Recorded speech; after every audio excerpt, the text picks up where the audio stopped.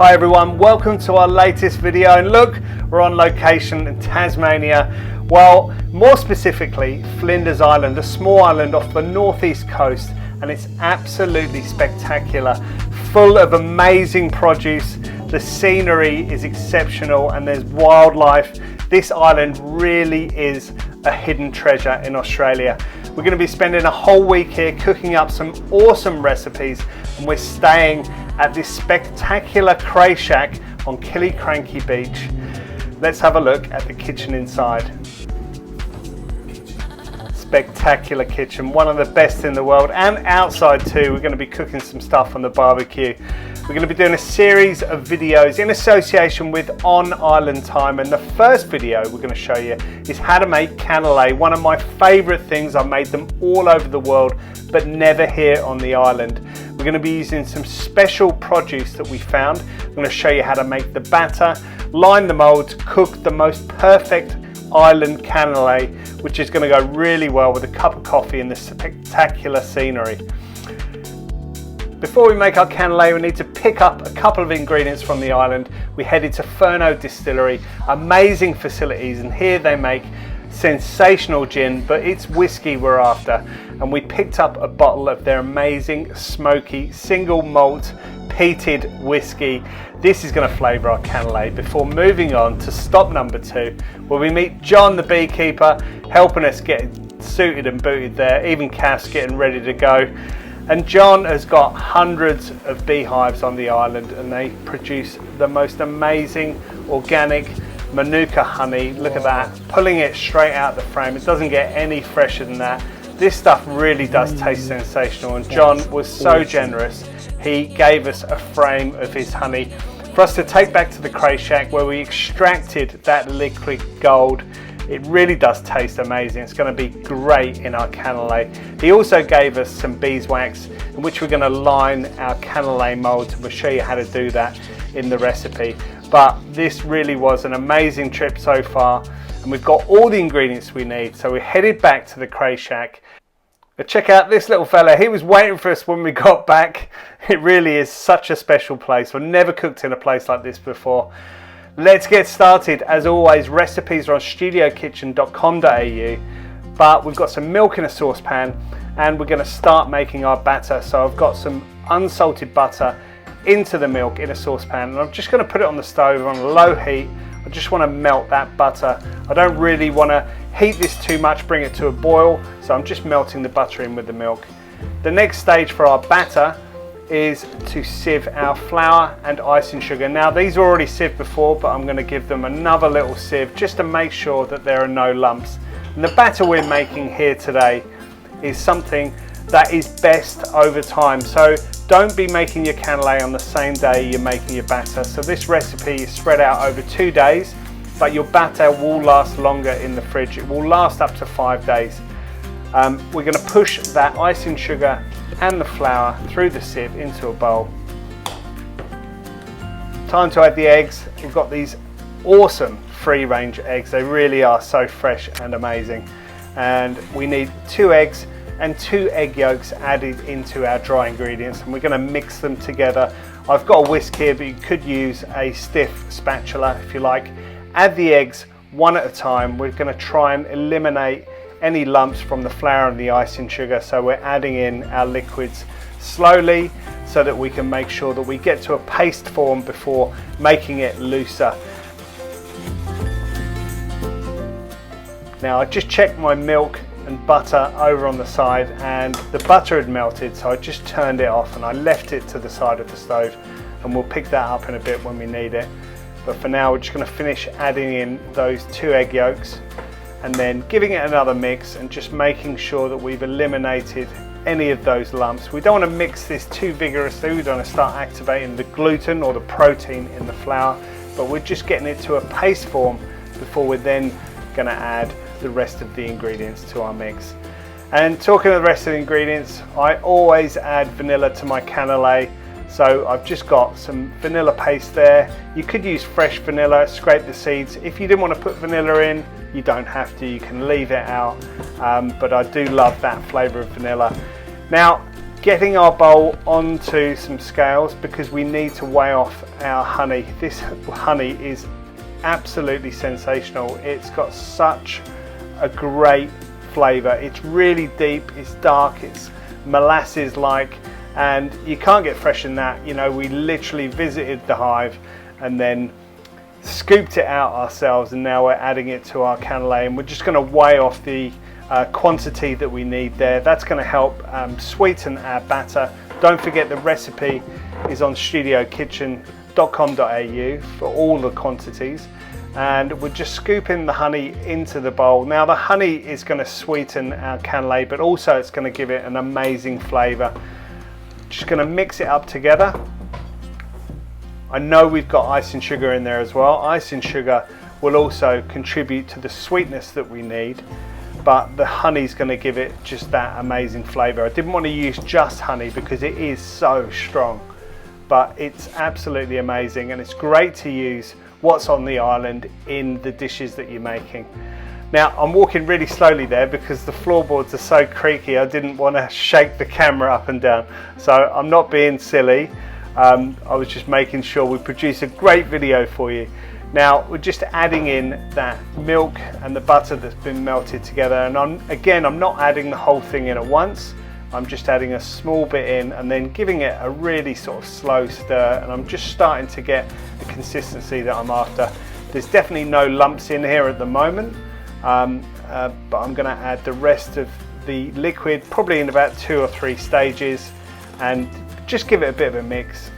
And this really does mean that you're not going to get any lumps in your Canele batter. Now we are going to strain this batter when we bake it, and remember, we're not going to be baking this today, we're going to bake it tomorrow. So this will settle overnight and we will strain it off again, but we're just making sure that there are no flour lumps. Now that's the consistency you're after. It's kind of, I guess, Yorkshire pudding consistency or crepe batter consistency.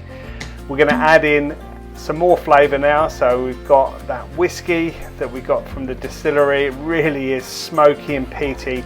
Normally add rum to my Canele mix, but I'm going to add some of this whiskey because I think it's going to give it a great flavour, and we're continuing the theme of this island. That's it, Canele batter done. Get it covered, put it in the fridge. Now we're just going to go for a walk, a bit of a swim, and we get ready to make those Canele tomorrow morning.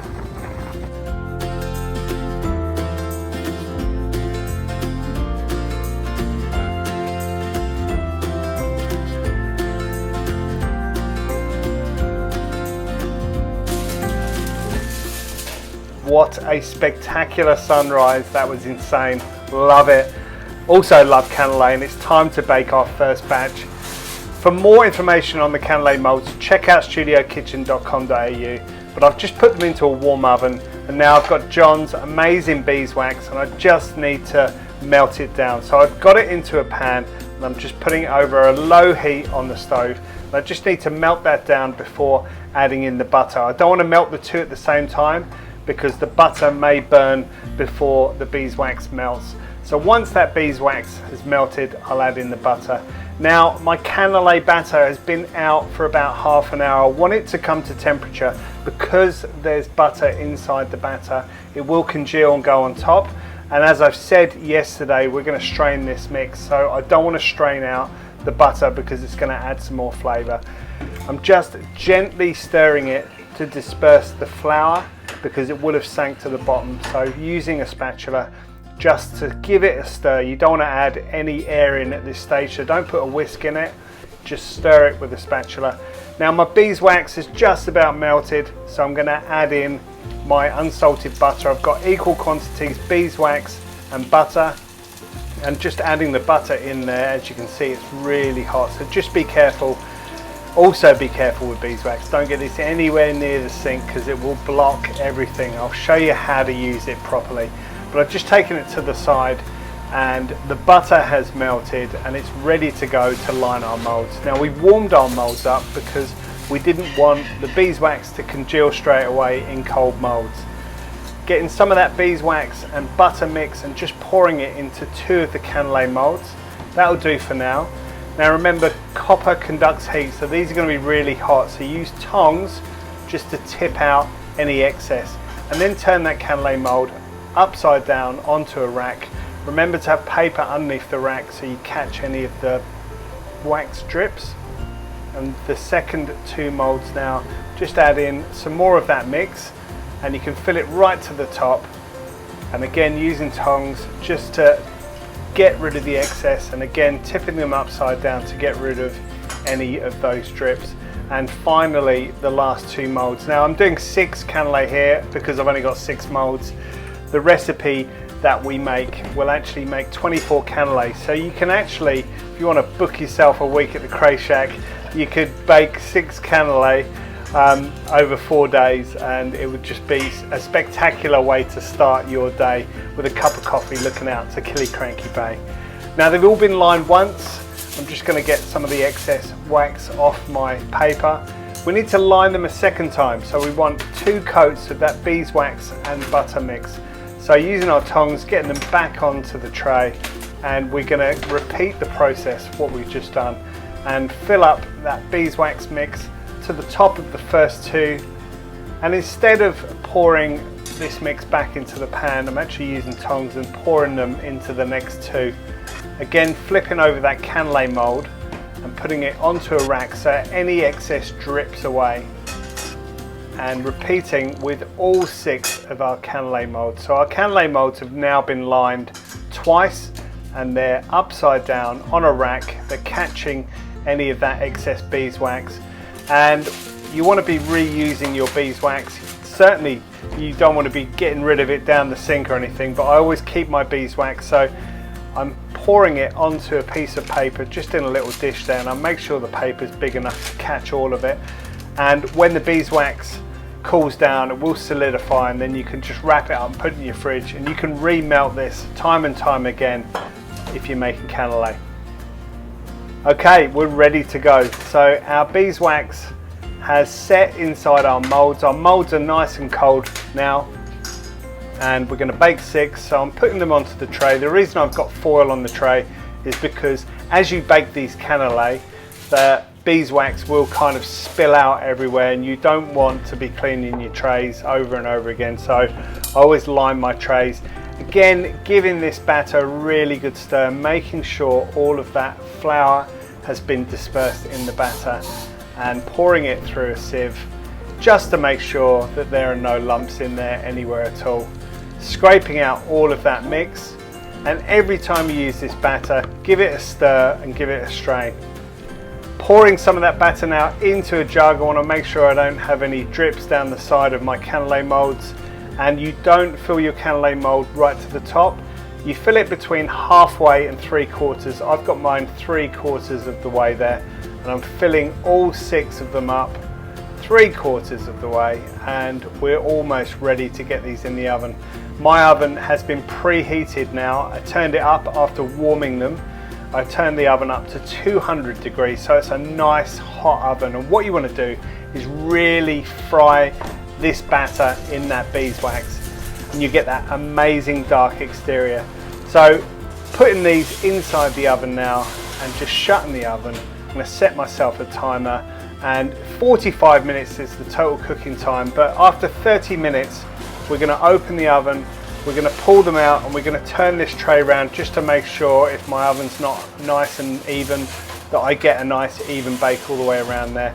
So shutting the oven again, and we're going to finish baking a further 15 minutes. Your smell is incredible. Your kitchen's going to be filled with this beeswax aroma.